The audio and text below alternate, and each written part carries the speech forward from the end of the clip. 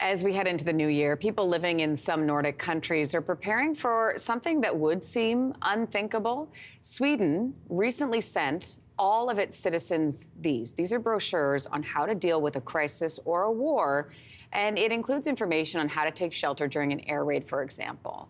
Also, Finland launching a new online quiz where people check if they have adequate emergency supplies if a conflict were to break out. So the question is this something we should be considering doing in this country? For his thoughts, we're joined from Ottawa by Stephen Saidman, Patterson Chair in International Affairs at Carleton University. Good morning to you. My pleasure, Lindsay. So last summer, NATO called on its members to create national plans if war was to happen. So how prepared is Canada right now? Do we even have a plan? As far as I can tell, we don't have a plan such as emergency preparedness. I think there's been more effort to discuss how to mobilize the economy so that we can produce the level of weapons and ammunition in case we are involved in a more intense conventional war. We know Finland and Sweden share land and maritime borders with Russia, both countries recently joining NATO. Where is Canada most vulnerable when it comes to potential conflict?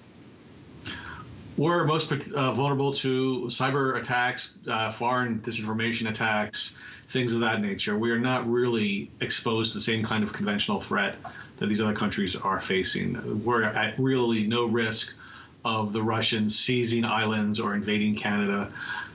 If the Russians were to attack Canada, it would be part of a larger nuclear strike against the United States, which is a low probability. During the Second World War, we know Canada used the War Measures Act to retool the economy to support the war effort. You've said that a response like that would be unlikely if a war were to happen today. Why is that the case? Well, the key thing about something like the War Measures Act is it would require a reorientation of our economy, which would require the government to negotiate with businesses on refocusing what they're making. And at this point in time, we just don't have the same kind of sense of threat or the same sense of national unity that would require such a reorientation of the entire economy and society towards war. Now, if there was actually a shooting war between the Russians and NATO, that might change attitudes. But thus far, Canada has not been willing to engage in the serious work it needs to do to think about what that war would look like. Well, you know, off the top, we mentioned that Sweden was handing out these brochures. What do you make of that? Well, there's a difference between Sweden and Finland and us, and that is of distance. That Finland is next door to Russia, and Sweden has been the target of simulated air attacks. That is, the Russians, since 2014, have been practicing how best to strike Stockholm, essentially. And they're much closer, and the Russians have shown that they're willing to use force against neighbors. Now, most of that work happened before these countries became members of NATO, and thus far, one of the most striking things about this war in Ukraine is that at no point has Russia attacked conventionally any NATO member, because any attack on one might lead to a response by all.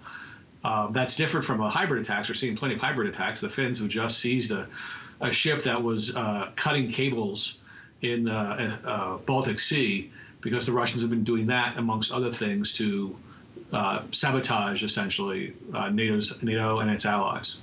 So does a public awareness campaign make sense for our country right now?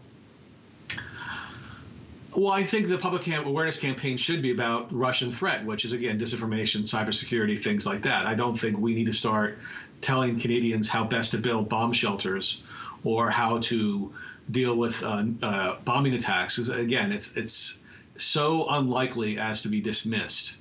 But we do face the constant disinformation campaign from the Russians and from the Chinese and from other countries, that needs to be taken more seriously. And so the Canadian government should be doing more to educate the Canadian public about that threat to Canada.